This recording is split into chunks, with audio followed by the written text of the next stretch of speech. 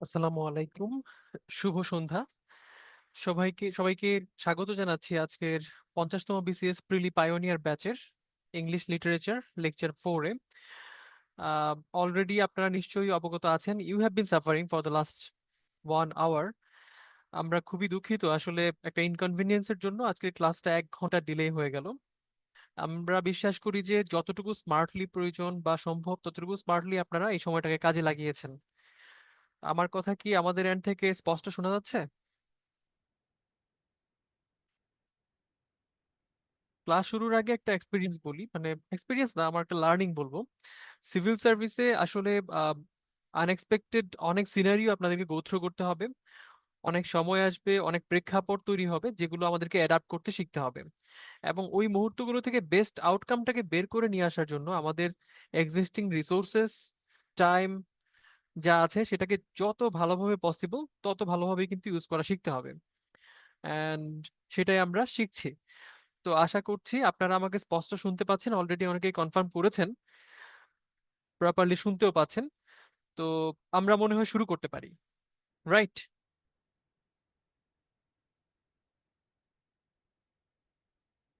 আজকের ক্লাসের টপিক কিন্তু খুবই ইন্টারেস্টিং একটা topic. Interesting in a sense, দেখুন আমরা এর আগে ক্লাসিক্যালিজম সম্পর্কে জেনেছি। আজকে রোমান্টিক পিরিয়ড নিয়ে কথা বলবো। To be very precise, important যে রাইটাররা ছিলেন এই যুগে, তাদের বিভিন্ন কন্ট্রিবিউশন বা লিটারারি ওয়ার্ক, সেগুলো সম্পর্কে একটু আলোচনা করব। এর পাশাপাশি এই রোমান্টিক পিরিয়ডটার আসলে কি কি বৈশিষ্ট্য ছিল, এই সময়ের যে সাহিত্যকর্মগুলো তৈরি হয়েছে, এই সাহিত্যকর্মগুলোতে আসলে কি কোন চিন্তা বা কোন বোধ প্রতিফলিত হয়েছে সেটা আমরা যাচাই করার চেষ্টা করব। একই সঙ্গে বিসিএস প্রিলিমিনারি পরীক্ষার আঙ্গিকে যে বিভিন্ন ধরনের কোটেশনস বা লিটারারি ওয়ার্কের যারা হচ্ছে স্রষ্টা তাদের নাম যেমন আসে, বিভিন্ন রাইট আপের হচ্ছে ক্যারেক্টার্স সম্পর্কিত প্রশ্ন আসে, অনেক অনেক বিষয়ে প্রশ্ন আসে। তো সেই ফ্রেমেও আমরা পড়াশোনাটাকে আসলে নেয়ার চেষ্টা করব। তো প্রথমেই যে কোটেশনটা আপনারা দেখতে পাচ্ছেন, if classicalism is about rules, reason and restraint, romanticism is about breaking free, feeling deeply, listening to the whispers of the heart. তো এই যে কথাটা এখানে বলেছে, ক্লাসিক্যালিজমে আমরা কি দেখলাম? It dealt with rules, reason and restraint. কিন্তু রোমান্টিক পিরিয়ড এসে আমরা দেখলাম যে মানুষের মনের অভ্যন্তরে যে চিন্তা বা যে আবেগ, ইমোশনের গভীরতা এবং প্রগাঢ়তা যেভাবে কাজ করে, সাহিত্যকর্মেও কিন্তু সেটাই ঠিক একই রকম ভাবে প্রস্ফুটিত হয়েছে। ঠিক আছে? মানে অনেকটা মুক্ত বাতাসে নিজেদের অবগাহন করার মতো, মুক্ত আঙিনায়। তো ওই রোমান্টিসিজমের বা রোমান্টিক পিরিয়ডের প্রতিটি লিটারেরি যে ওয়ার্ক আছে সেখানেও কিন্তু আমরা এই সিনারিওটাই আসলে দেখতে পাবো। তো রোমান্টিক পিরিয়ড নিয়ে কথা বলার আগে শুরুতেই আমরা একটু দেখি এর আগের সময়টা। দেখুন, এর আগের সময়টা বলতে 1789-এ আমরা দেখলাম ফ্রেঞ্চ রেভলিউশন। এটা প্রিলি পরীক্ষায় সাধারণত কিছু প্রশ্নের মধ্যে এখানে যে চার্টটা দেখতে পাচ্ছেন, মানে সবচেয়ে গুরুত্বপূর্ণ কিছু ইনফরমেশনস এর মানে ডেট ওয়াইজ যে তথ্যগুলো আছে, এগুলোর মধ্যে সবচেয়ে গুরুত্বপূর্ণগুলো কিন্তু এখানে দেয়া আছে। প্রশ্ন আসে যে ফ্রেঞ্চ রেভলিউশন কখন হয়েছিল, কারণ ফ্রেঞ্চ রেভলিউশনের সঙ্গে রোমান্টিক পিরিয়ডের একটা প্রগাঢ় সম্পর্ক আছে, একটা গভীর সম্পর্ক আছে। 1789 যখন ফ্রেঞ্চ রেভলিউশন হয়, সেই রেভলিউশনের স্পিরিট সাহিত্যকর্মেও কিন্তু বিভিন্নভাবে প্রস্ফুটিত হয়েছিল। তারপর আমরা 98 দেখলাম, 1798 উইলিয়াম ওয়ার্ডসওয়ার্থ এবং স্যামুয়েল টেইলর কোলরিজ, তাদের দুজনের যে যৌথ সৃষ্টিকর্ম লিরিক্যাল ব্যালাডস কিন্তু প্রকাশিত হয়েছিল। 1818-তে এসে ফ্র্যাঙ্কেনস্টাইন, মেরি শেলির ফ্র্যাঙ্কেনস্টাইন প্রকাশিত হয়। তারপর ডন জুয়ান আমরা পেয়েছি। অনেকেই বলে হুয়ান, ডন হুয়ান, আবার জুয়ান, সেটাও হতে পারে, লর্ড বাইরনের 1819 সালে। আর প্রমিথিউস দেখেছি পিবি শেলির 1820-এ। তারপর 1821-এ জন কিটস মারা যান, দেন 1822-এ পিবি শেলির মৃত্যু হয়। এবং এখানে ফাইনালি আমরা দেখতে পাচ্ছি ডেথ অফ লর্ড বাইরন 1824 সালে। তো এই সব কথাবার্তা বা এই তথ্যাদি জানার আগে আমরা যদি মোটা দাগে একটু বলার চেষ্টা করি এই রোমান্টিক পিরিয়ডটা আসলে কেমন ছিল, 1798 থেকে 1832 যে সময়কালটা, এই সময়কালটাতে আমরা what we have seen actually আজকের ক্লাসে, what we are going to do is that we will be travelling back to one of the most passionate and revolutionary age in English literature. কেন? কারণ এই যুগটাতে ইন্টেলেক্টের চাইতে ইন্টেলেক্টের চাইতেও বেশি গুরুত্বপূর্ণ হয়ে দাঁড়িয়েছিল ইমাজিনেশন। ইমাজিনেশন পার্থক্যগুলো খুবই স্যাটল, আপনারা নিশ্চয়ই বুঝতে পারছেন অনেকেই। আর যারা বুঝতে পারছে না কিন্তু চ্যাট বক্সে কিন্তু খুব অ্যাক্টিভ থাকতে হবে। বুদ্ধিমত্তার চাইতেও মানুষের সৃজনশীলতা, চিন্তা, কল্পনা সেটা অনেক বেশি গুরুত্বপূর্ণ হয়ে দাঁড়িয়েছিল। ঠিক আছে? রিজন, সবসময় রিজন না খুঁজে কিভাবে ইমোশনকেও ইম্পর্টেন্স দেয়া যায়, ঠিক আছে, রিজনের চেয়েও আমরা ইম্পর্টেন্স দিয়েছি ইমোশনকে। তৎকালীন সময়ের সাহিত্যকর্ম যারা রচনা করেছেন তারা ইমোশনকে গুরুত্ব দিয়েছেন, ইন্টেলেক্টের চাইতেও ইমাজিনেশনকে গুরুত্ব দিয়েছেন, রিজনের চাইতেও ইমোশনকে গুরুত্ব দিয়েছেন। ঠিক আছে? ইভেন এই যে তৎকালীন সময়ে যে ইন্ডাস্ট্রিয়াল রেভলিউশনের একটা পর্যায়ে ছিল, ঠিক আছে, ওই সময়টায় ইন্ডাস্ট্রিয়াল সিভিলাইজেশনের চাইতেও নেচারকে গুরুত্ব দেওয়া হয়েছে অনেক। ইন্ডাস্ট্রিয়াল ইন্ডাস্ট্রিয়াল সিভিলাইজেশন এর থেকেও আসলে গুরুত্ব দেওয়া হয়েছে নেচারকে। প্রকৃতিপ্রেমী মানুষ আমরা অনেক বেশি দেখেছি, এবং তৎকালীন সময়ের যে সাহিত্যকর্মগুলো আছে সেই সাহিত্যকর্মগুলোর মধ্যেও কিন্তু প্রকৃতির প্রতি প্রতি যেই ভালোবাসা, ঠিক আছে, সেই ভালোবাসা কিন্তু আমরা স্পষ্টত অবজার্ভ করেছি। এখন প্রশ্ন হচ্ছে, এই যে আমরা ইতোমধ্যে অনেকগুলো কথা বললাম, কিছু টার্ম শুনেছি, ক্লাসিক্যালিজম শুনলাম, বা এই যে রিজন রিজন নিয়ে আমরা কথা বলছি, শিল্প বিপ্লব নিয়ে কথা বলছি, ঠিক আছে, ফ্রেঞ্চ রেভলিউশন নিয়ে কথা বলছি।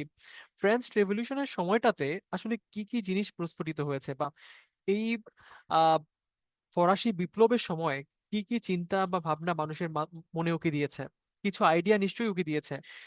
That period, the period of French Revolution actually ignited people with freedom, freedom, মুক্তির চিন্তা দিয়ে তাদেরকে প্রভাবিত করেছে। এর পাশাপাশি প্রভাবিত করেছে ইকুয়ালিটি দিয়ে, ইকুয়ালিটি,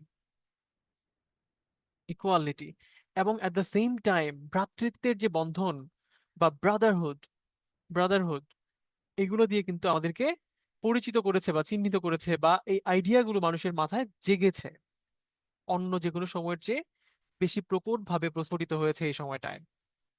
তো এই রোমান্টিক পিরিয়ড সম্পর্কিত চিন্তা আমরা যে নেক্সট কিছু সময় ধরে এই সময়কার সাহিত্যকর্মগুলোর বিশ্লেষণ করব, এই সাহিত্যকর্ম বিশ্লেষণ করা বা চিন্তা ভাবনা করার জন্য আমাদের যে ফ্রেমওয়ার্ক, মানে থটের যে ফ্রেম, সেই থটের ফ্রেমগুলো এই যে ইতিমধ্যে ডিসকাসড কিছু কথাবার্তা আছে সেই কথাবার্তাগুলো দিয়ে প্রভাবিত হবে।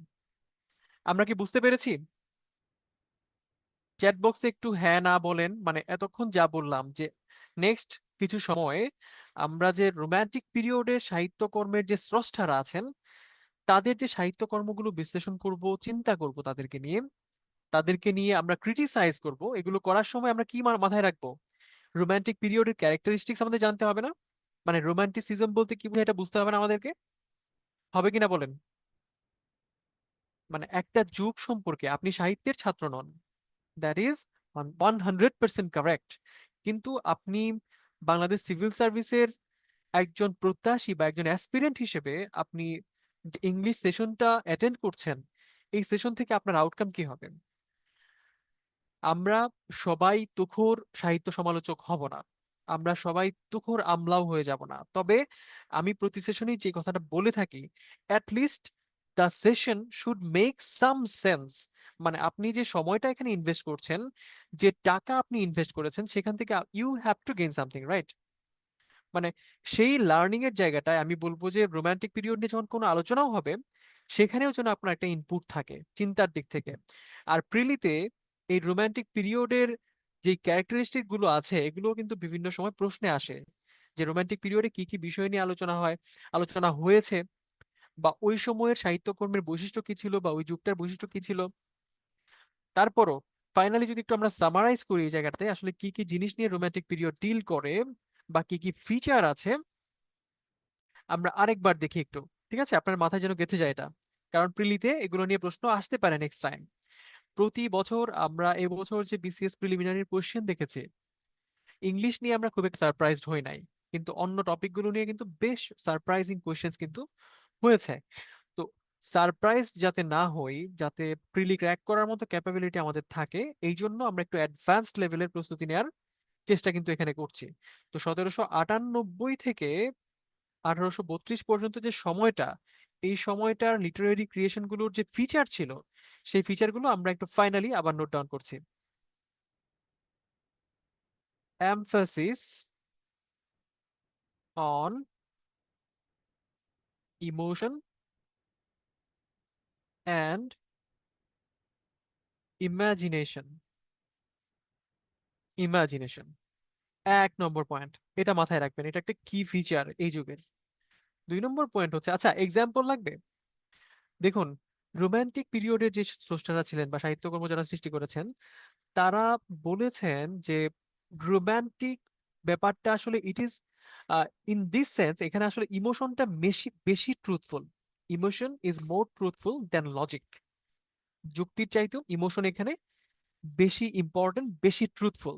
কারণ ওয়ার্ডসওয়ার্থের যে কথা, তার যে সাহিত্যকর্মের দু একটা লাইন যদি আমরা নিই এখান থেকে, দেখুন তার টিনটার্ন এবেতে তার যে সাহিত্যকর্মটা আছে, সেখানে কিন্তু তিনি বলেছেন কিভাবে প্রকৃতির যে সৌন্দর্য, নেচারের যে বিউটি, সেটা কিন্তু তার অন্তরের বা অন্তরাত্মার যে শান্তি, সেটাকে নিশ্চিত করে। ঠিক আছে? মানে এটা ডিপলি ইমোশনাল এবং ইন্ট্রোস্পেক্টিভ। আমি যদি এক্সাম্পলটাকে এখানে ব্রেকডাউন করি আপনাদের সুবিধার্থে, আগে আমরা যখন পড়ছি এক্সাম্পলস দিচ্ছি, ভেগ জিনিস কথা মানে আমরা যখন ক্যারেক্টারিস্টিক্স নিয়ে কথা বলতেছি, তখন কিন্তু এক্সাম্পলও নিয়ে আসছি আমরা। টিনটার্ন নেবে, টিনটার্ন অ্যাবি, এই যে সাহিত্যকর্মটা, এটা কে লিখেছেন জানা আছে আপনাদের, বলেন তো?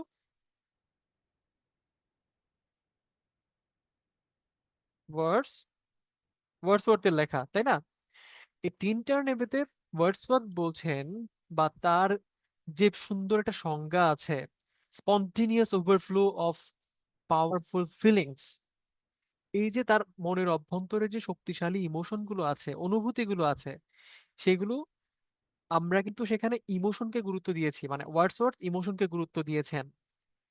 তিনি বলছেন প্রকৃতির সৌন্দর্য তার মনের শান্তিটাকে আরো বেশি প্রলং করছে, মনের শান্তিটাকে নিশ্চিত করছে, রিস্টোর করছে। এই যে ইন্ডাস্ট্রিয়ালাইজেশন বা অনেক কিছু আমরা দেখছি, ওই সময় আমরা শুরু হয়েছিল, তাই না?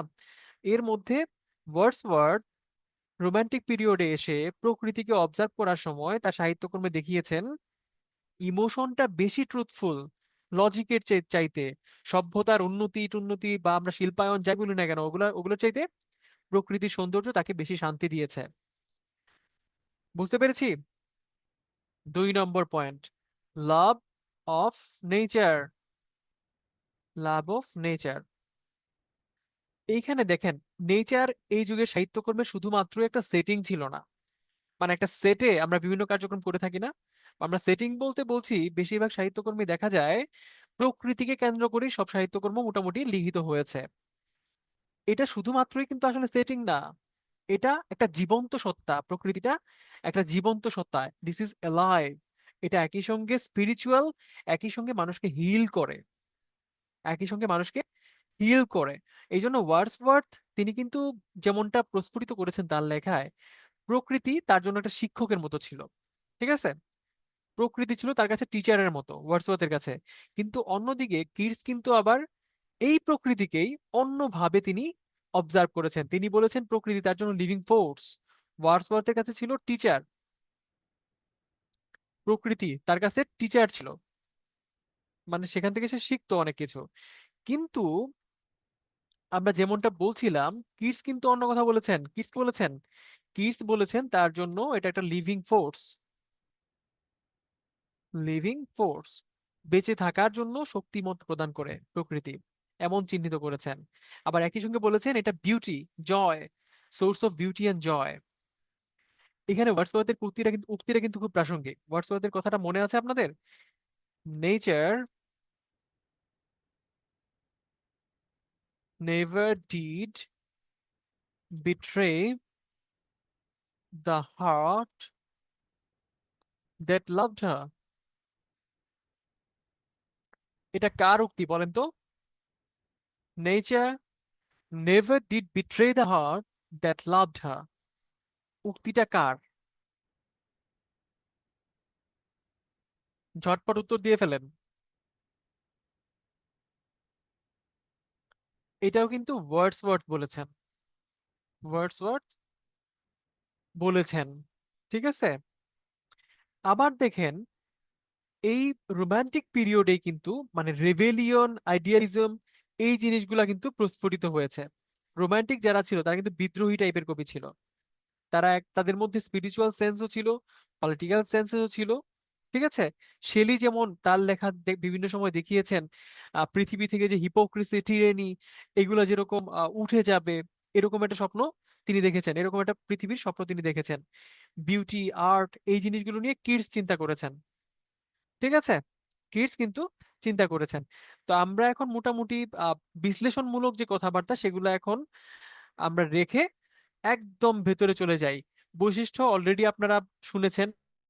সাবজেক্টিভিটি এখানে অনেক বেশি ইম্পর্টেন্ট একটা ফিচার, কারণ প্রকৃতিকে যে যেভাবে অবজার্ভ করেছে, মানে রোমান্টিক এই যে সাহিত্যকর্মের যে বিষয়বস্তু, সেগুলো নিতান্তই ব্যক্তি যেভাবে দেখেছে সেভাবে প্রস্ফুটিত হয়েছে।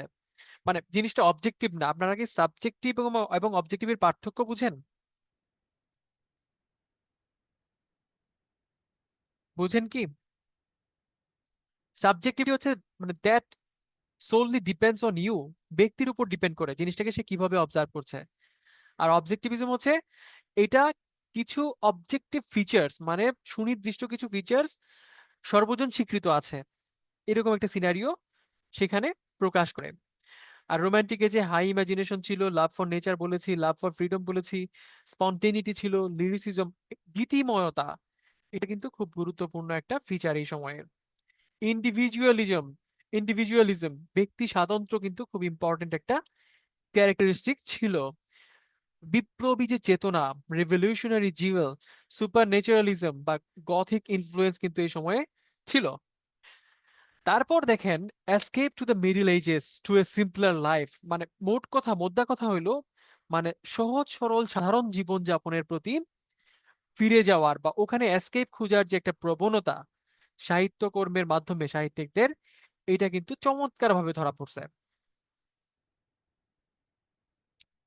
এখন এই রোমান্টিক পিরিয়ডে বিখ্যাত কিছু সাহিত্যিকের নাম এখানে আপনারা দেখতে পাচ্ছেন। এদের মধ্যে শুরুতে এসেছে উইলিয়াম ওয়ার্ডসওয়ার্থ, আছে স্যামুয়েল টেইলর কোলরিজ, আছে স্যার ওয়াল্টার স্কট, আছেন জেন অস্টেন, আছে Charles Lamb, William Hazlitt, lord Byron, PB Shelley, John Keats. এই সাহিত্যিক যারা আছেন তারা সহ আরো বেশ কিছু সাহিত্যিকের সাহিত্যকর্ম আমরা কিন্তু বিশ্লেষণ করার চেষ্টা করব। তো ওয়ার্ডসওয়ার্থ নিয়ে যদি আমরা শুরুতেই কথা বলি, আপনারা ওয়ার্ডসওয়ার্থ নিয়ে আসলে কিছু বেসিক কথাবার্তা মানে কমেন্ট করেন তো, যে কি জানে তার সম্পর্কে। একটু একটু দেখি আপনাদের কথাবার্তা, নয়তো মনে হচ্ছে যে আমি আমার এন্ড থেকে শুধু বলে যাচ্ছি।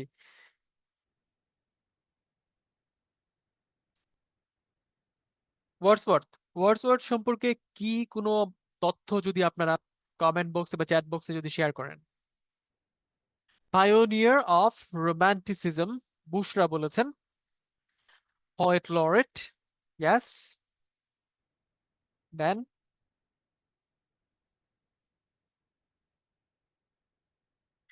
তার সম্পর্কে একটা গুরুত্বপূর্ণ কথা যদি আমি বলি, উইলিয়াম ওয়ার্ডসওয়ার্থ তিনি চিন্তা করতেন সাহিত্যকর্ম আসলে যেভাবে লেখা উচিত, সেটা লেখা উচিত আসলে in the language of common man. এটা মাথায় রাখবেন, ওয়ার্ডসওয়ার্থ সবসময় সেটা বিলিভ করেছেন। তিনি মনে করতেন poetry poetry should be written should be written in the language of common man. Poetry should be written in the language of common man, তিনি এটা বিশ্বাস করতেন। তাকে বলা হতো হাই প্রিস্ট অফ নেচার।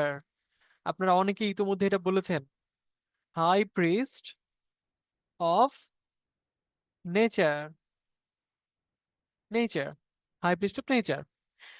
তার যে সাহিত্যকর্মগুলো এখানে দেখতে পাচ্ছেন, পয়েমগুলো, বিশেষ করে I wandered lonely as a cloud, London, Tintern Abbey, my heart leaps up, the recluse, the solitary reaper, Lucy poems, the thorn, the prelude. এই যে এতগুলো কবিতা, এই প্রত্যেকটা কবিতার মধ্যেই আপনি সিম্পলিসিটি খুঁজে পাবেন, রুরাল লাইফকে খুঁজে পাবেন, একই সঙ্গে শৈশবের যে ইনোসেন্স, নিষ্পাপ যে একটা ব্যাপার, এটাকে খুঁজে পাওয়া যাবে। আবার কিছু কিছু ক্ষেত্রে প্রকৃতি থেকে যে আমরা বিভিন্ন রকম মোরাল লেসন্স পাই, নৈতিক বিভিন্ন শিক্ষা পাই, সেটাও কিন্তু আপনি তার সাহিত্যকর্মগুলো থেকে, পোয়েট্রিগুলো থেকে খুঁজে পাবেন। এই যে লিরিক্যাল ব্যালাড আমরা শুনেছি, কোলরিজের সঙ্গে শুরুতেই দেখেছি, লিরিক্যাল ব্যালাড কিন্তু কার সঙ্গে লিখেছেন বলেন তো? লিরিক্যাল ব্যালাড কার সঙ্গে লিখেছেন? কোলরিজের সঙ্গে মিলে লিখেছেন। এটা হচ্ছে মোটা দাগে বলতে পারি আমরা রোমান্টিসিজমের একটা বড় ম্যানিফেস্টো, এই লিরিক্যাল ব্যালাড। এটা কিন্তু বিভিন্ন সময় পরীক্ষায় আসছে, আবারও আসবে। 1700 সালটা কত বলেন চ্যাট বক্সে? কোন সালে লেখা হয়ে প্রকাশিত হয়েছিল?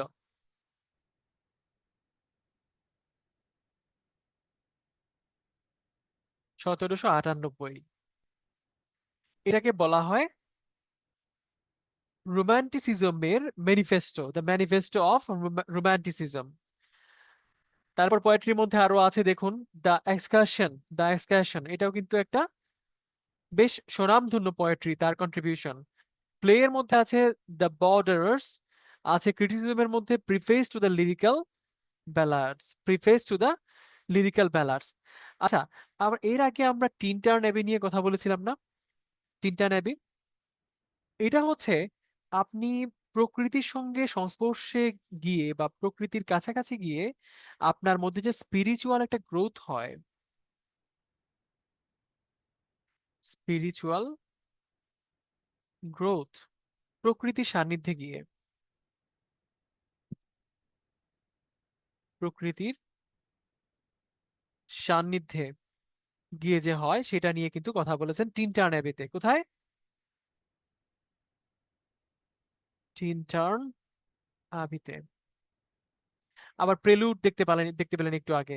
এই যে প্রেলুড, প্রেলুডে কিন্তু এটা মূলত একটা অটোবায়োগ্রাফিক্যাল পয়েম। প্রেলুড কি ছিল? Autobiographical poem, autobiographical poem. ঠিক আছে, এটা কিন্তু প্রশ্ন আসে, অটোবায়োগ্রাফিক্যাল পোয়েম কোনটা? এটা কিন্তু প্রেলিউড। ঠিক আছে, প্রেলিউড।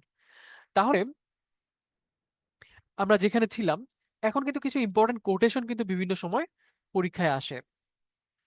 Nature never did betray the heart that loved her, আমরা অলরেডি এটা চিহ্নিত করেছি। এটা কার লেখা? ওয়ার্ডসওয়ার্থের লেখা।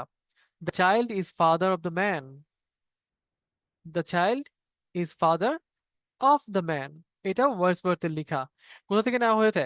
মাই heart leaps up when I behold all at once I saw a crowd, a host of golden daffodils, এটাও কিন্তু ওয়ার্ডসওয়ার্থের লেখা। এগুলা একটু আপনারা নিজেরা খাতায় নোট ডাউন করতে হবে, বুঝছেন? আপনি যখন লিখবেন, আহ বিশেষ করে কোটেশন নিজে মুখস্থ করা ছাড়া বিকল্প কোনো পন্থা আর নাই। সবকিছু নিজেই মুখস্থ করতে হয়, বাট এই ব্যাপারগুলো লিখে লিখে মুখস্থ করলে মনে থাকে ভালো। কারণ এই লিটারেচার পড়তে গিয়ে আপনাকে শত শত কোটেশনস গো থ্রু করতে হবে। এবং চেষ্টা করবেন বন্ধু বান্ধবের সঙ্গে আড্ডা আড্ডা দেওয়া বলেন, অথবা হচ্ছে বলেন গসিপ করা, যাই করেন না কেন, এগুলোকে ইউসেজের মধ্যে রাখার চেষ্টা করবেন। আড্ডা দিচ্ছেন, কিছু একটা লিখছেন, একটা কোটেশন নিয়ে আসলেন মাঝখানে। এই পোয়েট্রির যে চমৎকার একটা সংজ্ঞা, poetry is the spontaneous overflow of powerful feelings that takes its origin from emotion recollected in tranquillity. মানে এর চেয়ে চমৎকার সংজ্ঞা আমি এখনো পর্যন্ত দেখি নাই, পোয়েট্রি সংজ্ঞা।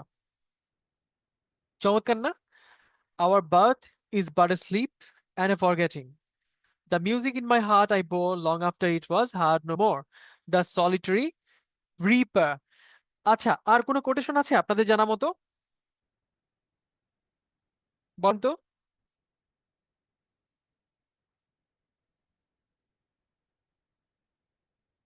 এনিওয়ান, কোনো কোটেশন যেটা ইম্পর্টেন্ট কোটেশন, মানে আপনাদের মনে হচ্ছে খুব ইম্পর্টেন্ট?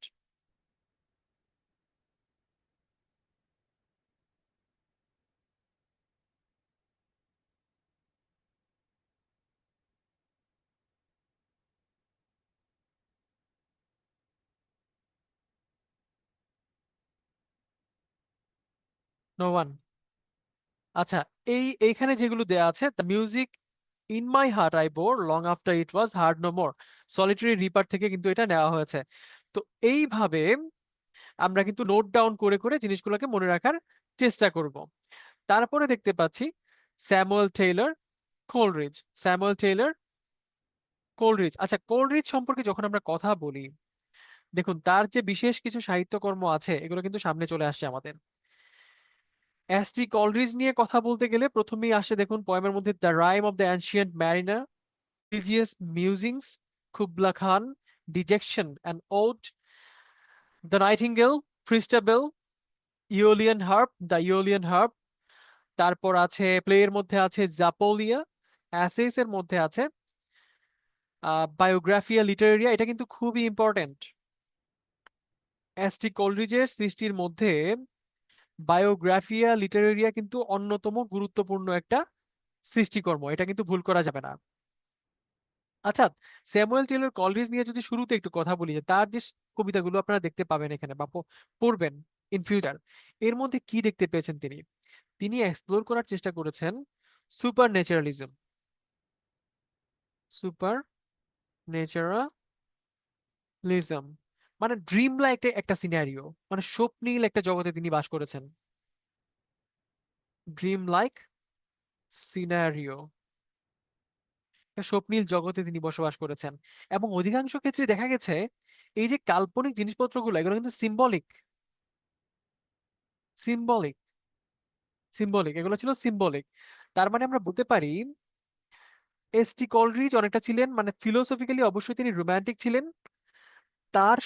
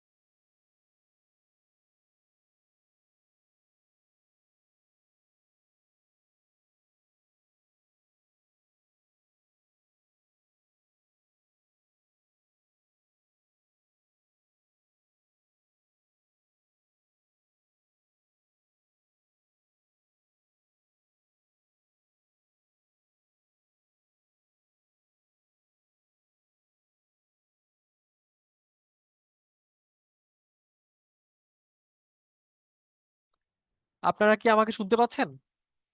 কাইন্ডলি একটু কনফার্ম করবেন। আহ ইন্টারনেট সংযোগ বিচ্ছিন্ন হয়েছিল সম্ভবত। ওকে, যেখানে ছিলাম আমরা, তো এসটি কোলরিজের আমরা বৈশিষ্ট্যগুলো জানলাম সাহিত্যকর্মের। আমরা কথা বলছিলাম the rime of the ancient mariner নিয়ে। তো এই রাইম অফ দ্য অ্যানশিয়েন্ট ম্যারিনারে যে বিষয়গুলো পরিদৃষ্ট হয়েছে, এখানে ছিল সিন, ছিল গিল্ট, গিল্ট ছিল, রিডেম্পশন ছিল। আমি প্রশ্ন করেছিলাম আপনারা কি the rime of the ancient mariner কারো কি থিমটা জানা আছে বা কেউ কি পড়েছেন এটা? পড়া হয়েছে? অনেকেই ইয়েস বলেছেন। ওকে, তো এই জিনিসগুলো কিন্তু এই সাহিত্যকর্মে উঠে এসেছে।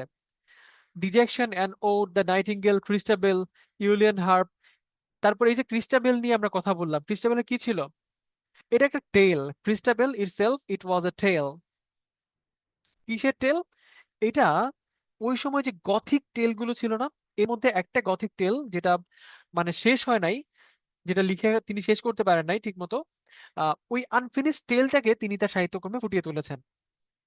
কুবলা খান, এই যে কুবলা খান নিয়ে কথা বললাম, এটাতে প্যারাডাইস, যদি মানে প্রিসাইজলি বলি, it is actually A vision, a vision of paradise interrupted.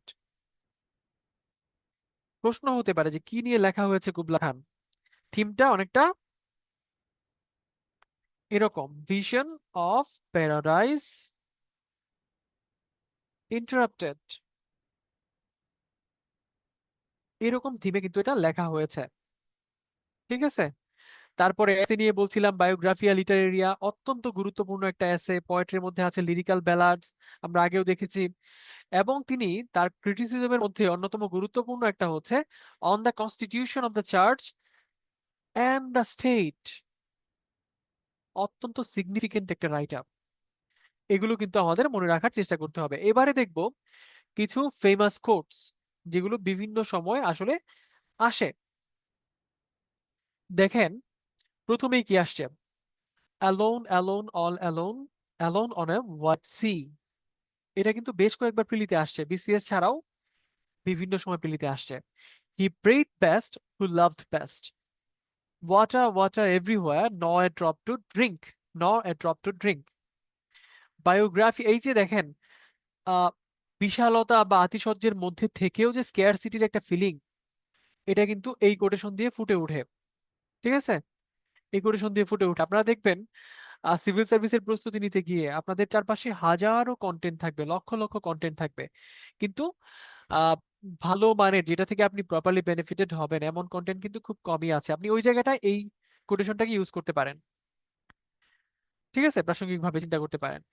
বায়োগ্রাফিয়া লিটারিয়া যে বইটা আছে, এখানে গুরুত্বপূর্ণ কিছু লাইন ছিল, এর মধ্যে একটা হচ্ছে imagination is the soul of poetic genius. মানে আপনি যদি পয়েটিক জিনিয়াস হইতে চান তাহলে আপনার মধ্যে অবশ্যই চিন্তা করার, কল্পনা করার ক্যাপাবিলিটি থাকতে হবে। যে যত কল্পনা করতে পারবে, সুন্দর কল্পনা করতে পারবে, তার পোয়েট্রি তত বেশি সমৃদ্ধ হবে। এই কল্পনা নিয়ে আইনস্টাইনও কথা বলেছেন। আইনস্টাইন হিমসেলফও কিন্তু এই কল্পনা নিয়ে কথা বলেছেন। তারপরে আমরা দেখতে পাচ্ছি poetry is the first and last of all knowledge, it is as immortal as the heart of man. পোয়েট্রিকে বলা হচ্ছে জ্ঞানের প্রথম এবং সর্বশেষ স্তম্ভের মতো অনেকটা। এটা মানুষের হৃদয় যেরকম ইমমর্টাল, ঠিক একই রকম ভাবে পোয়েট্রিও ইমমর্টাল। ঠিক আছে, পোয়েট্রিও কিন্তু একই রকম ভাবে ইমমর্টাল। আপনারা কিন্তু কন্ট্রিবিউট করতে পারেন বিভিন্নভাবে, প্রাসঙ্গিক কোনো কিছু পেলে অবশ্যই কন্ট্রিবিউট করবেন। ওকে, কাউসার আহমেদ দেখতে পাচ্ছি উনি প্রশ্ন করেছেন, what's the difference between poem and poetry. আচ্ছা, পোয়েট্রিটা হইলো একটা ধরনের সাহিত্যকর্মের একটা ফর্ম। ঠিক আছে, জেনারেলি যদি আমরা বলি পোয়েট্রি সাহিত্যকর্মের একটা ধরন। এটা এমন একটা ধরন যেই ধরনের মধ্যে রিদম থাকে। ঠিক আছে, সুরের ধরন থাকে, বিভিন্ন ধরনের কাল্পনিক আহ, কি বলবো, এটা সাহিত্যের ভাষায় বলতে গেলে কি বলা যায়, যাই হোক আমরা, বা ইংরেজিতে যদি বলি আমরা, ইমেজারি থাকে। ঠিক আছে, একটা লাইন দিয়ে একটা একটা চিত্রকল্প তুলে তুলে ধরা হয়, যেটা বলতে যাচ্ছি চিত্রকল্প থাকে। পোয়েট্রিতে চিত্রকল্প থাকে, রিদম থাকে। কি থাকে? রিদম থাকে। ঠিক আছে, ওয়ার্ডস এর মধ্যে দিয়ে আপনি একটা ইমোশন ফুটিয়ে তোলেন। আর পোয়েম, পোয়েমটা হইলো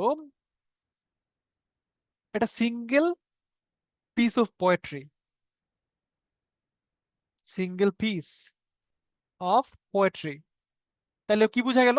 পোয়েট্রিটা বড় পার্ট, পোয়েট্রিটা বড়, বিশালতা আছে, কিন্তু পোয়েমের মধ্যে ব্রিফ বা প্রিসিশন আছে। ঠিক আছে, পোয়েট্রির একটা ছোট্ট পার্ট হইতে পারে এটা, পোয়েম। ঠিক আছে, যদি হচ্ছে যে প্রিলিতে আপনাদের আর একটা প্রশ্ন বলে দিই, এখানে যেভাবে চিন্তা করতে পারেন, দেখেন পোয়েট্রি, পোয়েম, ঠিক আছে, আবার এখানে চিন্তা করতে পারেন, একটু ওভাররাইড করছি, মিউজিকের সঙ্গে সং, সং এর যে সম্পর্ক পোয়েট্রির সঙ্গে পোয়েমের একই রকম সম্পর্ক। এখান থেকে আশা করি আপনি পরিষ্কার হবেন। কাউসার, আপনি কি মোটামুটি ক্লিয়ার হয়েছেন ব্যাপারটা? Thank you. আচ্ছা, আমরা এগিয়ে যাই। তো যেই দুটি কোটেশন নিয়ে কথা বললাম, poetry is the first and last of all knowledge, it is as immortal as the heart of man. এভাবে আমরা মাথায় রাখতে পারি। পোল কোয়েশ্চেন একটু লঞ্চ করে দিই। কোয়েশ্চেন ওয়ান, বলেন, which of the following poem was not a part of lyrical ব্যালাডস?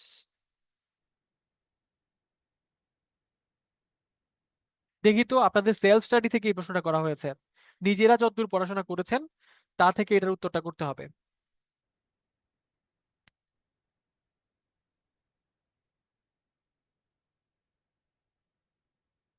বলেন।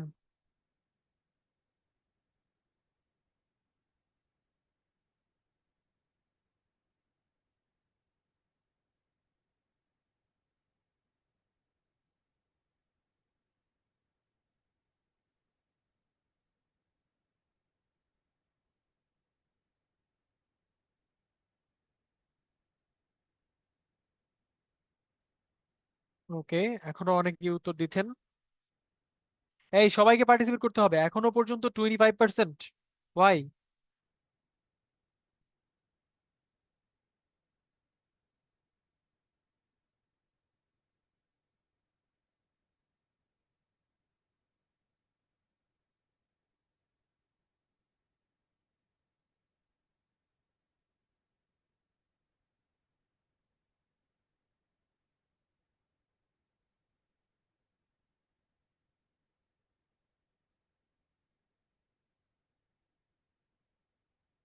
আচ্ছা, সঠিক উত্তর বলে দিই।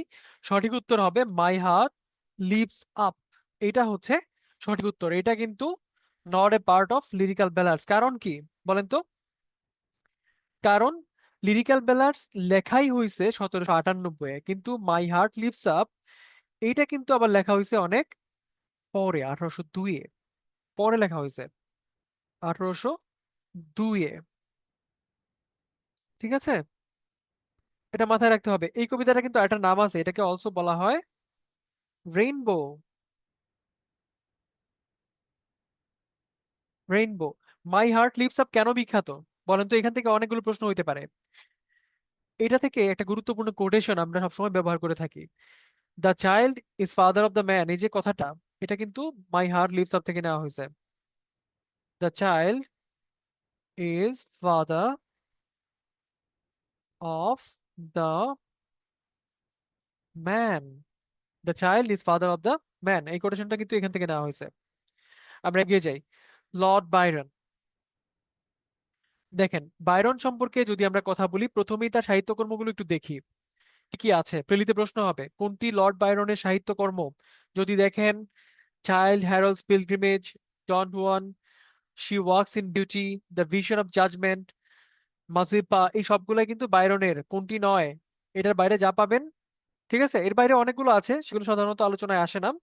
তো এগুলো মাথায় রাখতে হবে আমাদের। পোয়েট্রির মধ্যে আছে hours of idleness, Manfred, the prisoner of Chillon Chillon, আছে প্রমিথিউস। এগুলো কিন্তু গুরুত্বপূর্ণ সাহিত্যকর্ম লর্ড বাইরনের লেখা। এখন বাইরনকে আমরা কি হিসেবে চিনি? লর্ড বাইরনকে নিয়ে যখন আমরা কথা বলি, তার সাহিত্যকর্ম নিয়ে কথা বলি, আর তিনি আসলে কেমন ছিলেন? তিনি রোমান্টিক যুগের সবচেয়ে ফ্ল্যামবয়েন্ট পয়েট ছিলেন। ঠিক আছে, একই সঙ্গে একজন রেভলিউশনারিও ছিলেন। Revolutionary. Revolutionary, most flamboyant. Most flamboyant,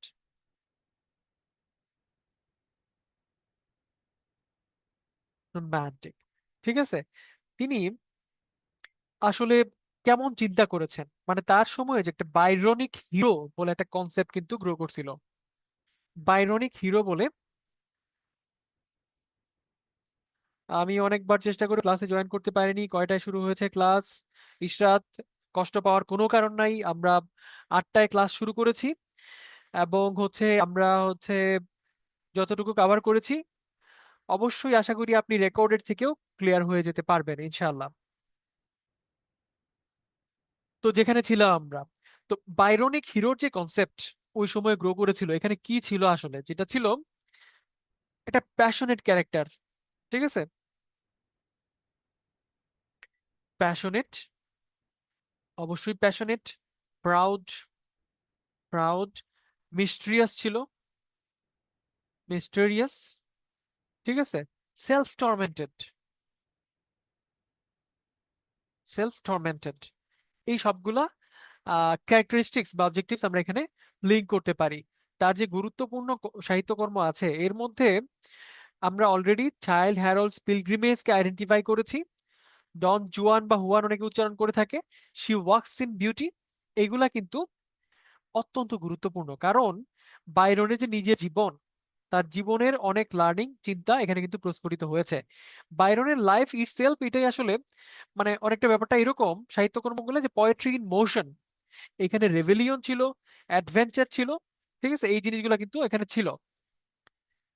তো পোয়েট্রির মধ্যে আমরা দেখতে পেলাম প্রিজনার অফ চিলড্রেন, প্রমিথিউস। এই যে প্রমিথিউস, এটা কিন্তু অত্যন্ত গুরুত্বপূর্ণ, এটা মার্ক করা থাকলো। লর্ড বাইরনের সাহিত্যকর্ম। Quotations. Man's conscience is the oracle of God. Sweet is revenge, especially to women. ছেলেরা মাথায় রাখতে পারো। ঠিক আছে? Sweet is revenge, especially to women. উইমেনরাও জেনে গেল। Man's love is of man's life, a thing apart. 'Tis women's whole existence. I love you, for this love have lost state, station, heaven, mankind's, my own esteem. দেখেন, এগুলা কিন্তু ওই যে প্রেম টেম করতে গিয়ে আপনারা বিভিন্ন সময় ইউজ করে ফেলতে পারেন। অ্যাপ্লিকেশনও থাকলো, শেখাও হয়ে গেল, তাই না?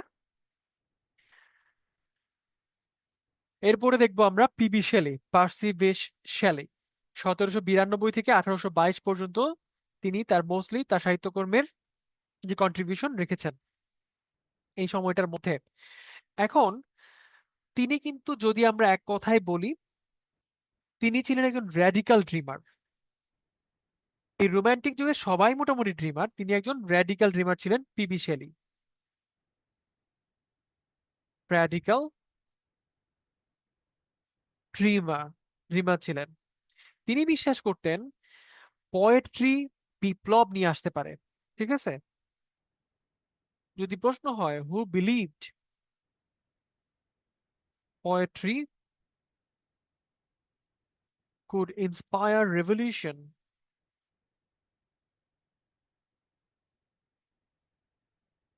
who believed poetry could inspire revolution, then your answer is PB Shelley. PB Shelley হবে আপনার উত্তর। তিনি ফ্রিডম নিয়ে চিন্তা করেছেন, লাভ, আইডিয়ালিজম, অ্যাথিইজম, মানুষের যে পারফেক্টিবিলিটি, এগুলো নিয়ে তিনি চিন্তা করেছেন। তার বিখ্যাত সাহিত্যকর্মের মধ্যে, পোয়েমের মধ্যে আছে ode to a skylark, ode to the west wind, Queen Mab, hymn to the intellectual beauty, hymn to the intellectual beauty, Ozymandias, I met a traveler from an antique land who said, এই কবিতাটা মুখস্থ আছে কারো? মুখস্থ আছে? ইউটিউবে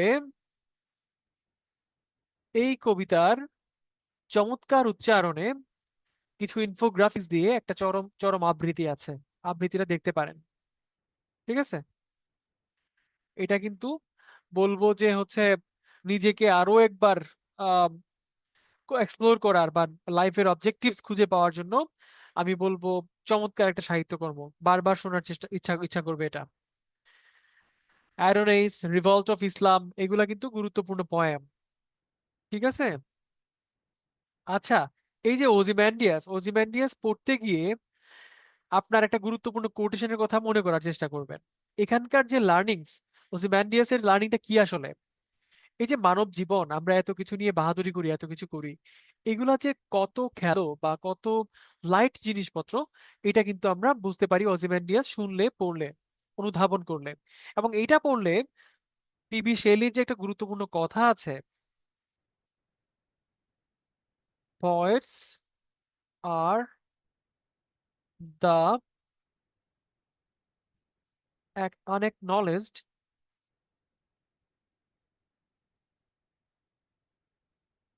legislatures of the world। এই বিশ্বাসটা আপনার মাথায় আসবে, এই চিন্তাটা আপনার মাথায় আসবে। মানে পোয়েটরা যে কতটা ইনফ্লুয়েন্সিয়াল, ঠিক আছে, কতটা ইনফ্লুয়েন্সিয়াল আমাদের চিন্তা ভাবনা ফ্রেম করে দেওয়ার মধ্যে, এটা কিন্তু আপনি আবারও বুঝতে পারবেন। এর মধ্যে আছে defence of poetry, address to the Irish people, the necessity of atheism. Novels এর মধ্যে আছে এস.টি. আরভিন, জাস্ট্রোজি, এগুলো তার গুরুত্বপূর্ণ নভেলস। কোটেশনের মধ্যে আছে if winter comes can spring far behind. দেখুন, আশাবাদী হওয়ার, নৈরাশ্য থেকে বারবার জেগে ওঠার জন্য এই একটা উক্তি যথেষ্ট। ঠিক আছে? তো অলরেডি যদি এমন কেউ, অনেকেই হয়তো আছেন যারা প্রিলি অ্যাটেন্ড করেছেন, এবার সাকসেসফুলি ক্র্যাক করতে পারেন নাই, তাদের জন্য গুরুত্বপূর্ণ মেসেজ কিন্তু সাহিত্যকর্মেও আছে। দেখুন, এই কোটেশনটাকে আসলে ছোটই করা হলো এই এক্সাম্পলটা দিয়ে। আমি যদি ফ্র্যাঙ্কলি বলি, আহ, এই এক্সাম্পলটা দিয়ে কোটেশনটাকে ছোট করা হলো। রেদার লাইফে আপনার আপস এন্ড ডাউনস বিভিন্ন ভাবে বিভিন্ন সময় এইসব কিছুর ঊর্ধ্বে গিয়ে চিন্তা করেন, এসব চাকরি বাকরি হাবিজাবি এগুলোর ঊর্ধ্বে গিয়ে চিন্তা করেন। এই সাহিত্য কর্মগুলো কিন্তু আপনাদেরকে বারবার উঠে দাঁড়াতে বা নিজের চিন্তাকে জাগ্রত করতে সহায়তা করবে। Our sweetest songs are those that tell of saddest thoughts. Brutally true. মানে এতটা সত্য, মানে ফিল করে চিন্তা করলেই বুঝতে পারবেন। We look before and after and pine for what is not to a Skylar. অত্যন্ত গুরুত্বপূর্ণ কোটেশন নেওয়া হয়েছে টু এ স্কাইলার থেকে। লিখেছে কে? কার লেখা? PB শেলে।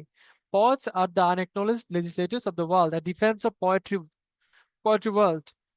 PB Shelley. I am daughter of earth and water, and the nursing of the sky, the cloud. Ozymandias, king of kings. Ozymandias। এগুলা অবশ্যই অবশ্যই মনে রাখতে হবে। এবারে আমরা দেখব কিডস সম্পর্কে। দেখুন, কিডসের পরে আমরা দেখি, পরের পরের প্ল্যান পরে বলতেছি। দেখুন, ইংরেজি সাহিত্যের যে কিশোর কবি সেটা হচ্ছে জন কেটস। কারণ তিনি 25 বছর বয়সে মৃত্যুবরণ করেছিলেন, কিন্তু রেখে গিয়েছেন ইমমর্টাল কিছু পোয়েট্রি। ঠিক আছে? ইমমর্টাল কিছু পোয়েট্রি তিনি রেখে গিয়েছেন। তিনি বিউটি, আর্ট, মর্টালিটি এইসব জিনিসপত্র নিয়ে অবসেসড ছিলেন তার চিন্তায়। বাংলা সাহিত্যের কিশোর কবি কে? সুকান্ত ভট্টাচার্য। ইংরেজি সাহিত্যের জন কিটস। জন কিটস মারা যান কত বছর বয়সে? 25 বছর বয়সে। ঠিক আছে? ডাইড এট 25। এই এত কম সময়ের মধ্যেও তার যে সাহিত্যকর্ম, লাভেলে দামে চান্স মার্সি, ঠিক আছে, ode to Psyche, the eve of Saint Agnes, Hyperion, bright star, Ode on a Grecian Arm, Endymion, Ode to Autumn, Ode to Melancholy, Ode to Nightingale, এইগুলা অত্যন্ত সিগনিফিকেন্ট। যদি আপনি এগুলা গো থ্রু করেন, এর মধ্যে আপনি সভ্যতার যে বৈশিষ্ট্যগুলো আছে, বিশেষ করে ওই ওই সময়কার ইনফ্রাস্ট্রাকচার গুলো আছে, সেগুলোতে তিনি যে বিভিন্নভাবে বিউটি খুঁজে বেরিয়েছেন, সেটা কিন্তু আপনি বুঝতে পারবেন। ঠিক আছে? এই যে আমরা ওড টু নাইটেঙ্গেল লাস্ট যেই সাহিত্যকর্মটা দেখলাম, পোয়েমটা দেখলাম, এর মধ্যে কি আছে দেখেন তো।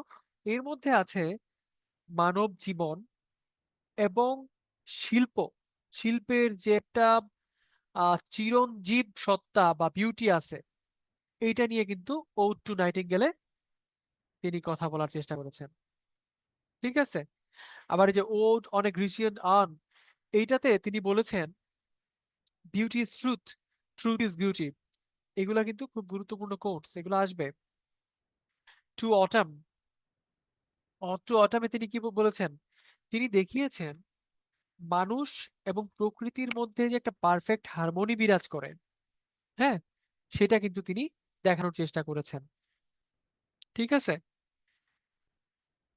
এখন কিছু কোটেশন আমরা দেখব। A thing of beauty is a joy for ever. এটা কিন্তু বারবার আসা, প্রিলিতে আসা একটা quotation. A thing of beauty is a joy for ever. Heard melodies are sweet, but those unheard are sweeter. Beauty is truth, truth is beauty. Already এটা নিয়ে কথা বলেছি। তারপরে আছে my heart aches and drowsy numbness pains. Where are the songs of spring? Ay, where are they? Think not of them, thou hast thy music too. The to autumn, to autumn থেকে এটা নেওয়া হয়েছে। তো চেষ্টা করবেন গুরুত্বপূর্ণ যেই quotation গুলো আছে কোন সাহিত্যকর্ম থেকে নেওয়া হয়েছে সেটাও একটু নোট ডাউন করে রাখার। লোড হয়ে যাচ্ছে? এই যে এতক্ষণ ধরে আমরা বারবার কোড দেখতেছি, সাহিত্যকর্মের নাম দেখতেছি, চাপ হয়ে যাচ্ছে কি? অলরেডি আপনারা 1 ঘন্টা ওয়েট করেছেন নাকি মন খারাপ করে আছেন এখনো? মন খারাপ করে আছেন?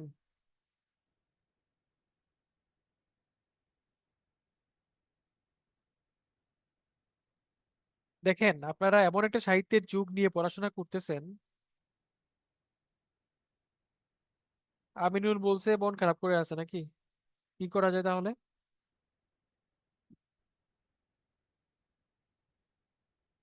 আচ্ছা, যেটা বললাম, আনপ্রেসিডেন্টেড আনএক্সপেক্টেড সিচুয়েশনস লাইফে যেমন আসে, বিভিন্ন সময় বিভিন্নভাবে আসতেই পারে। সেটাকে আমরা অ্যাকসেপ্ট যত দ্রুত করে ফেলবো, তত দ্রুত সেটা থেকে বের হতে পারবো। ঠিক আছে? তো এই যে যেটা বলতেছিলাম যে রোমান্টিসিজম এমন একটা যুগ, আসলে এটা সাহিত্য ব্যাপারটাকে মানে সব সময়ের জন্য চেঞ্জ করে দিয়েছে। ঠিক আছে? শুরুতে যেরকম সোসাইটি কেন্দ্রিক চিন্তা ভাবনা সাহিত্যকর্মে ভরপুর ছিল, সেখান থেকে সেলফ সাবজেক্টিভিটির দিকে এই রোমান্টিসিজম আমাদেরকে নিয়ে আসছে। ঠিক আছে? মানে কল্পনা শক্তির মধ্যে আমাদেরকে নিয়ে আসছে, ব্যক্তি স্বতন্ত্র সত্তা, এটা এক্সপ্লোর করার একটা প্রচেষ্টা আমরা এখানে এসে দেখতে পাচ্ছি। এই যে বর্তমান যুগ পর্যন্তও কিন্তু এই সাহিত্য রোমান্টিক পিরিয়ডের যে ইনফ্লুয়েন্স এখনো পর্যন্ত সেটা পাওয়া যায়। কিসে পাওয়া যায়? মডার্ন যে আর্ট গুলো আপনারা দেখেন না, অনেকেই তো বলেন যে অ্যাবস্ট্রাক্ট আর্ট, মানে অনেকেই দেখা যাচ্ছে people are sticking banana on the wall and then they are calling it an art. মানে এই যে বিভিন্ন উদ্ভট চিন্তা ভাবনা, এগুলো অনেকের কাছে উদ্ভট উদ্ভট, কিন্তু এটা সাবজেক্টিভ ব্যাপার। মানে অনেকেই অনেকভাবে এক্সপ্লোর করেন। একটা অ্যাবস্ট্রাক্ট আর্ট যেখানে বিভিন্ন রঙের আহ বিচ্ছিন্নভাবে বিভিন্ন রং ছড়িয়ে ছিটিয়ে দেওয়া হয়েছে বিভিন্নভাবে, এটা কিন্তু যারা চিন্তা করতে পারে, চিন্তা করতে জানে, তাদের কাছে এক ধরনের মিনিং বের করে। আবার যারা প্লেনলি চিন্তা করে তাদের কাছে ইট মিনস নাথিং।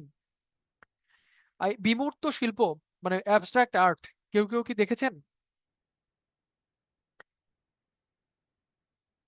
আর্টস এর কেউ আছেন, মানে আর্ট বা ক্রিয়েটিভ স্টাডি নিয়ে পড়াশোনা করছেন এমন কেউ আছেন? এই যে মডার্ন যুগে যে মডার্ন আর্ট গুলা দেখি, ফিল্ম দেখি, মিউজিক দেখি, এগুলার মধ্যেও কিন্তু আমরা রোমান্টিসিজমকে খুঁজে পাই। রোমান্টিসিজমকে আমরা খুঁজে পাই।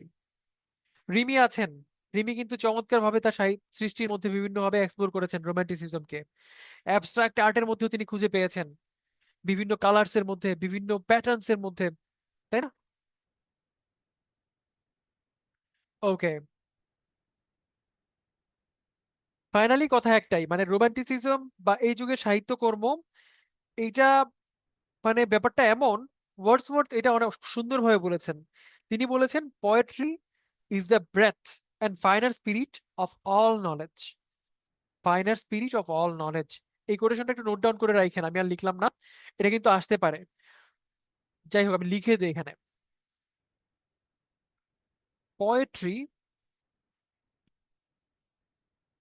Is the breadth and finer spirit of all knowledge. Spirit of all knowledge, Wordsworth. তো আমরা এমন এক যুগ নিয়ে কথা বলছি, যে এই যুগের একজন ব্যক্তি এত চমৎকার একটা কথা বলেছেন। এখনো পোয়েট্রি পড়লে ব্যাপার, ঠিক আছে? আচ্ছা, এখন আপনারা অনুমতি দিলে আমি একটু ডিনার করতে যাব, কারণ আমি আছি একটা ট্রেনিং এ, আপনারা অনেকেই হয়তো জানেন। তো কালকে আমাকে লম্বা সময় পিটি এক্সারসাইজ করতে হবে। আজকে যদি আমি ডিনার না করি, আমি আই উইল জাস্ট কলাপস। তো আমরা একটা ব্রেক নিব, ছোট্ট একটা ব্রেক নিব, ছোট্ট না, একটু সময় নিয়ে নিব, কারণ আমাকে দূরে যেতে হবে ডিনার করতে। দূরে বলতে 20 মিনিটস হলে I guess that will be enough. তো আমরা 9টা 20-এ, ঠিক আছে,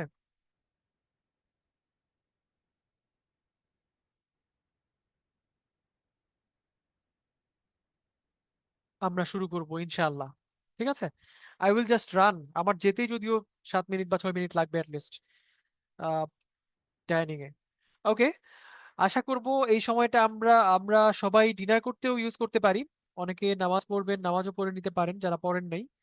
ঠিক আছে, স্মার্টলি টাইমটাকে ইউজ করেন। 20 মিনিট পর আপনাদের সঙ্গে আবার কথা হচ্ছে। ঠিক আছে, আসসালামু আলাইকুম।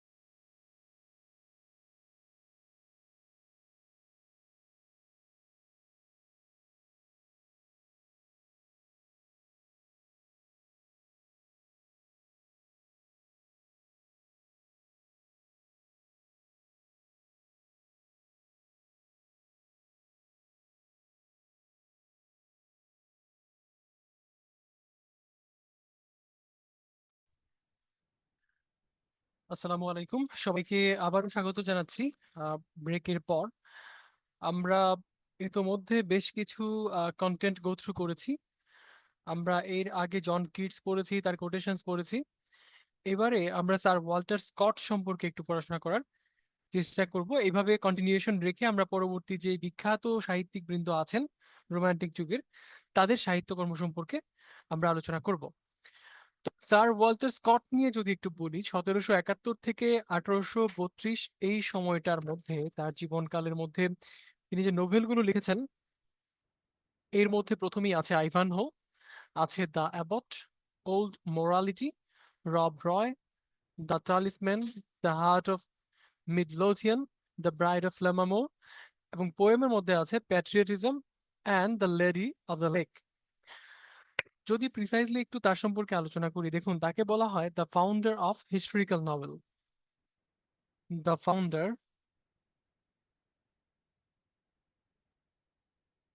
of historical novel।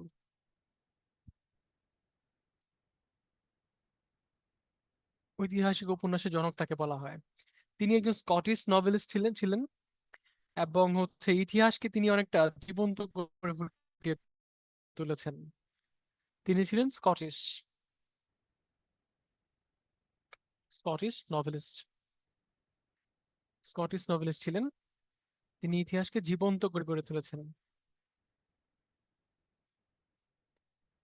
History of life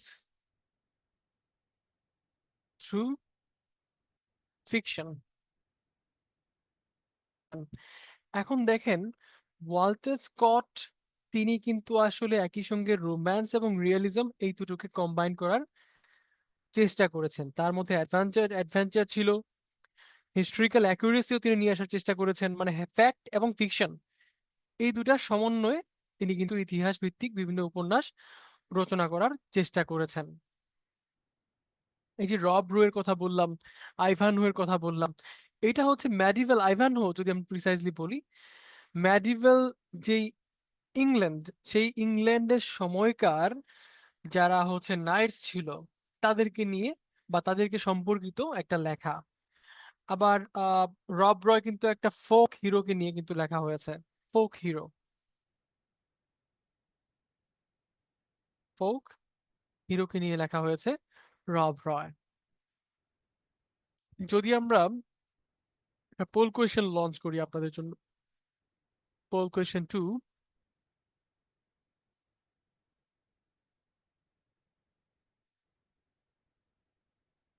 scan করে পোল কোয়েশ্চেন 2 কে লঞ্চ করে দিচ্ছি। আপনারা কাইন্ডলি উত্তর করবেন। Ozymandias written by P.B. Shelley was a, কি ছিল এটা?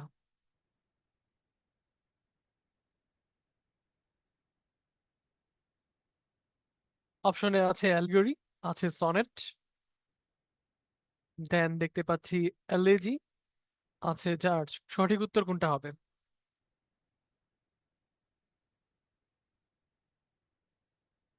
ইট was actually a sonnet. It was a sonnet. যারা যারা সঠিক উত্তর দিয়েছেন, ইট ওয়াজ আ সনেট। আচ্ছা, এ পর্যায়ে আমরা দেখব জেন অস্টেন সম্পর্কিত কিছু কথাবার্তা। দেখুন, জেন অস্টেনকে যদি আমরা বলি, মানে রোমান্টিক যুগের যে সাহিত্যিক বৃন্দ ছিলেন, তাদেরকে তো আমরা রোমান্টিক্স বলছি, তাই না? তাদের মধ্যে একজন বাস্তববাদীও ছিলেন, তাকে আমরা জানি জেন অস্টেন হিসেবে। The realist, the realist among the romantics, realist among the romantics. ঠিক আছে? এখন দেখেন, তিনি তার জীবদ্দশায়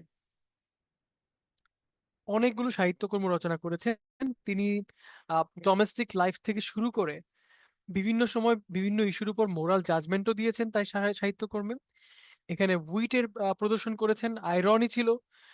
বাস্তববাদিতাকে প্রকাশিত করার জন্য সাহিত্যকর্মের যে অনুষঙ্গগুলো আছে, টুলগুলো আছে, সেগুলোকেও তিনি চমৎকারভাবে ব্যবহার করেছেন।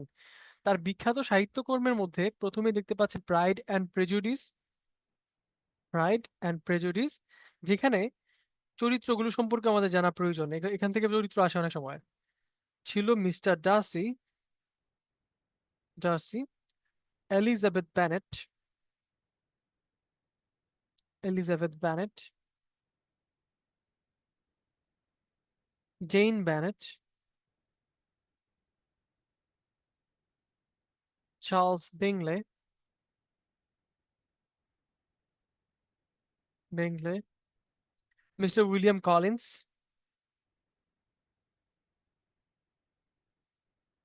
কলিন্স। এগুলো সব হচ্ছে প্রাইড এন্ড প্রেজুডিসের চরিত্র। কারণ এটা অত্যন্ত বিখ্যাত একটা নোভেল এবং এখান থেকে বিভিন্ন সময় প্রশ্ন আসে। কোর্স তো আসেই, চরিত্র সম্পর্কেও আসে। এর বাইরে কিটি ব্যানেট, তারপর লিডিয়া ব্যানেট, এগুলো নিয়েও কিন্তু প্রশ্ন হয়।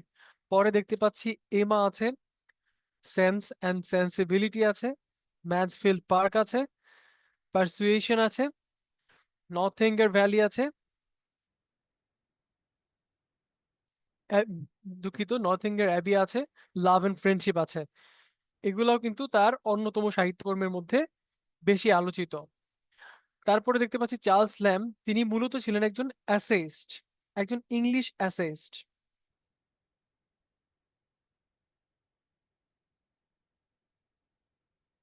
ইংলিশ অ্যাসেইস্ট তিনি ছিলেন। তার ছদ্মনাম ছিল এলিয়া। এটা তার ছদ্মনাম। এটা ছিল তার ছদ্মনাম। চার্লস ল্যাম্বের সাহিত্যকর্ম নিয়ে খুব বেশি আলোচনা আমরা করব না, শুধুমাত্র নামগুলো জেনে রাখলেই হবে।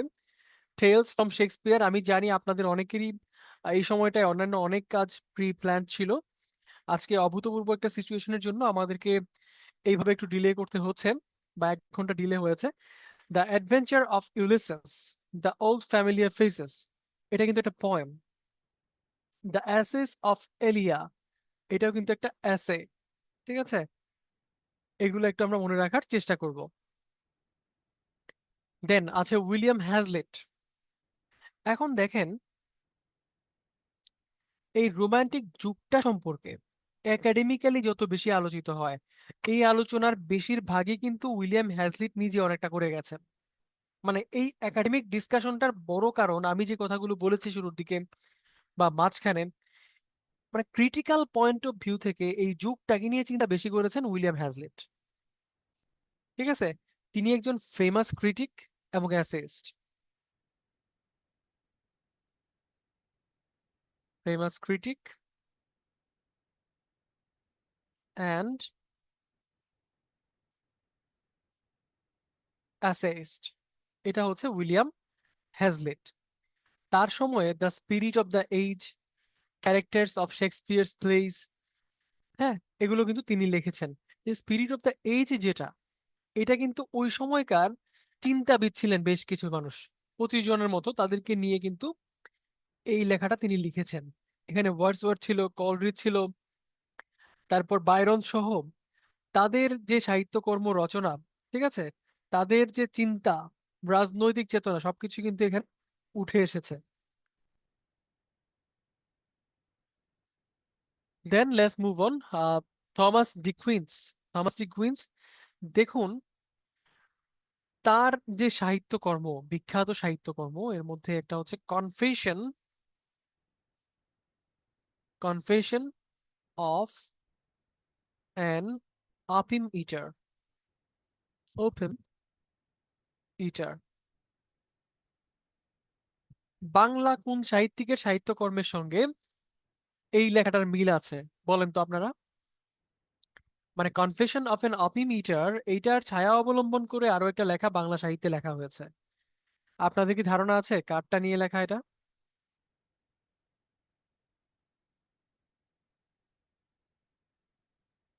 সেটা হচ্ছে বঙ্কিমের লেখা কমলাকান্তের দপ্তর। কমলাকান্তের দপ্তর, ঠিক আছে। বঙ্কিমচন্দ্র চট্টোপাধ্যায়,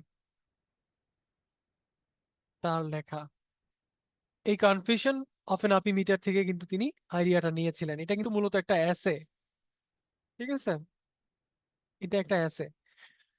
এরপরে এটা তার বিখ্যাত সাহিত্যকর্মের মধ্যে এটাই কিন্তু আসলে বেশি আলোচিত হয়। এখন দেখেন থমাস ডি কুইন্সির যে রচনাগুলো আছে, তার কালজয়ী সাহিত্যকর্ম কিন্তু এই যে যেটা নিয়ে আমরা আলোচনা অলরেডি করছি। কুইন্সির এখানে বিখ্যাত কোটেশন আছে একটা, যেটা আমরা মনে রাখতে পারি। Thou হাস্ট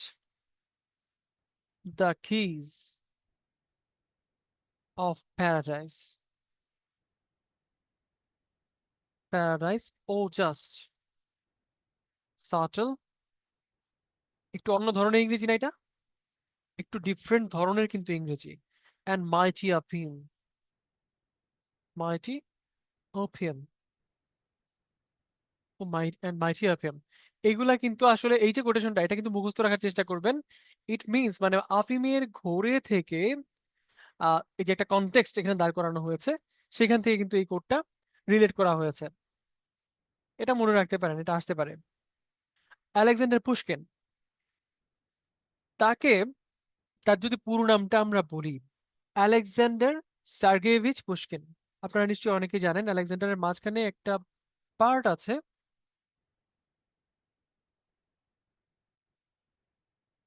সার্গেভিচ Pushkin. ঠিক আছে, তাকে আসলে বলা হয় আধুনিক যে রাশিয়ান সাহিত্য আছে সেই সাহিত্যর জনক, the father of modern Russian literature, father of modern Russian literature,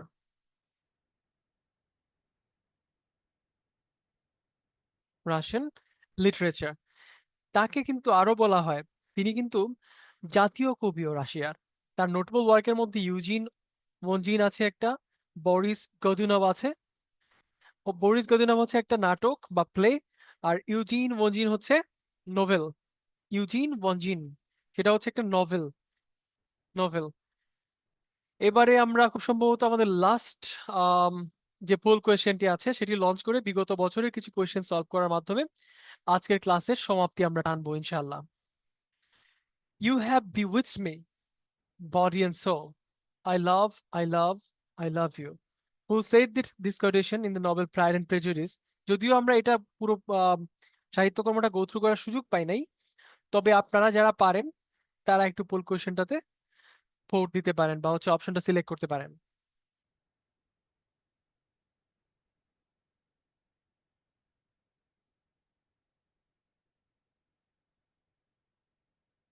I C a lot of smart people যারা আসলে এখান থেকে বিরত আছেন অপশনটা সিলেক্ট করা থেকে।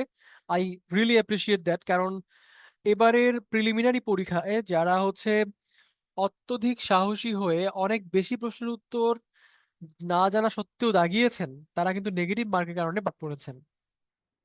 খুব কম মার্ক, মোটামুটি 95 বা 6 7 পেয়েও আমি অনেকে শুনেছি টিকেছেন, 98 পেয়ে টিকেছে।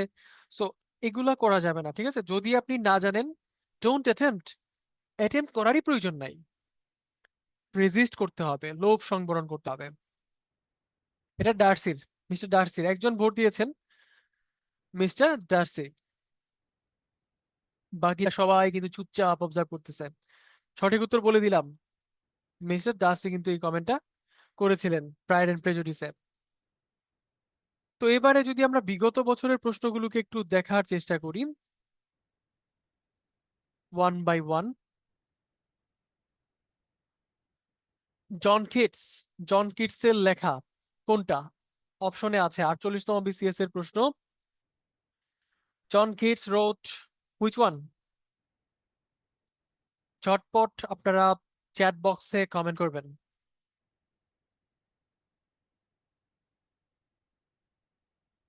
ভেরি স্মার্ট, খুব ফাস্ট অনেকেই রেসপন্স করছেন। ফার্স্ট অ্যান্ড কারেক্ট, এটা হইলে কোনো সমস্যা নাই, কিন্তু দ্রুত উত্তর দিতে গিয়ে ভুল করলে কিন্তু সমস্যা। Ode on a Grecian urn. Our sweetest songs are those that tell of saddest thought. This often quoted line occurs in Shelley's notable poem. What is the name of that poem?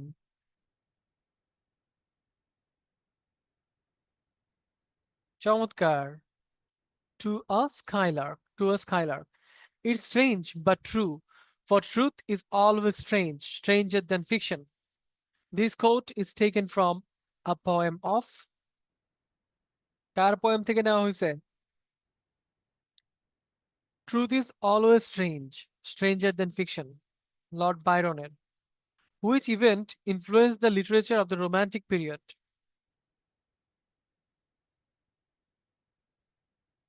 বলেন দেখি। শুরুতে আলোচনা করছি আমরা এটা। French revolution, yes, অনেকেই সঠিক উত্তর দিচ্ছেন। Who is not a Victorian poet? খুব সহজ প্রশ্ন, সঠিক উত্তর হবে William Wordsworth. The character Elizabeth Bennet appears in the novel, একটু আগে আমরা পড়েছি। Excellent, excellent. The answer is Pride and Prejudice. Who wrote the poem Ozymandias? Ozymandias কে লিখেছেন? এটাও কিন্তু খুব সহজ একটা প্রশ্ন। Percy Bysshe Shelley. He prayed best, who loved best. Who said it? কে বলেছে এটা? Samuel Taylor Coleridge. Oh, lift me as a wave, a leaf, a cloud. I fall upon the thorns of life, I bleed. কোথা থেকে নেওয়া হয়েছে এটা? Ode to the West Wind. Yes, চমৎকার। আমিনুল চমৎকার উত্তর দিচ্ছে। ভুল করা যাবে না। Who is not a modern poet? এদের মধ্যে কে মডার্ন না? Who is not a modern poet? John Keats, অবশ্যই আমরা রোমান্টিক নিয়ে পড়াশোনা করতেছি। If winter comes can spring be far behind? কে লিখেছেন এটা? বলেন তো।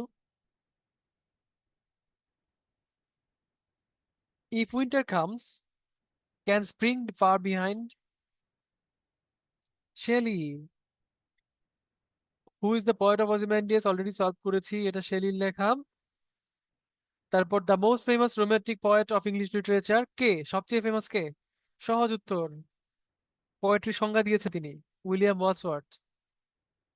Man's love is of man's life, a thing apart.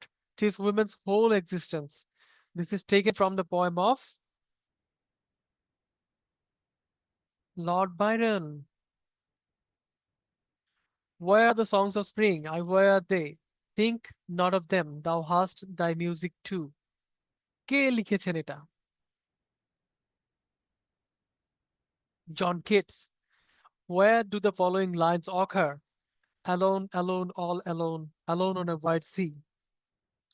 The rhyme of the ancient mariner who wrote Biographia Literaria. কে লিখেছে? কোলরিজ লিখেছে। শেলিস অ্যাডোনাইস অপশনে আছে যেগুলো, তার মধ্যে Coleridge. PB Shelley's Adonais is an elegy on the death of John Keats. John Keats. দেখি আমরা আমরা কিন্তু অনেকগুলো প্রশ্ন সলভ করে ফেললাম।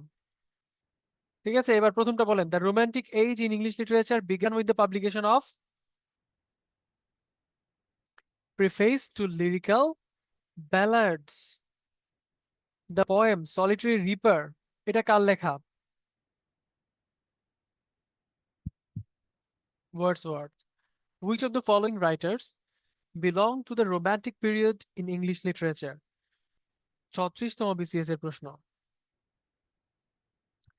স্যামুয়েল টেইলর কোলরিজের লেখা, তাই না? ইয়েস।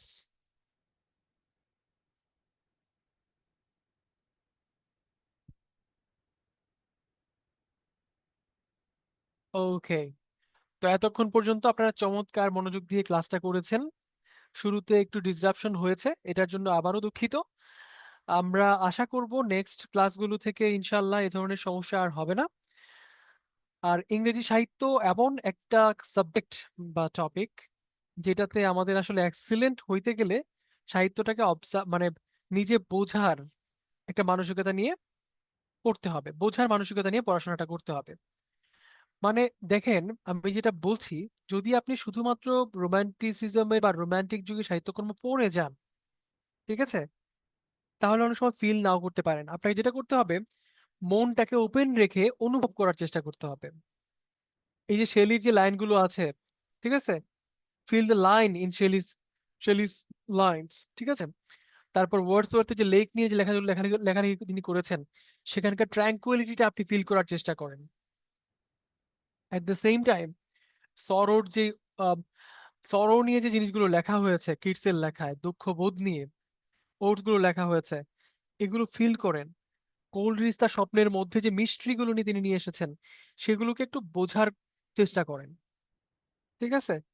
কারণ রোমান্টিক এজটা এটা শুধুমাত্র একটা মানে লিটারারি পিরিয়ড হিসেবে চিন্তা করলে হবে না, হবে না।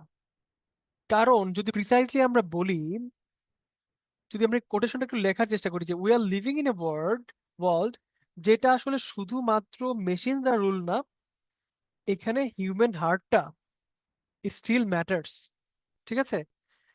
আমরা এমন একটা জায়গায় বা এমন একটা সময়ে বিশ্বে বসবাস করতেছি, it is definitely ruled by machines, but human heart still matters.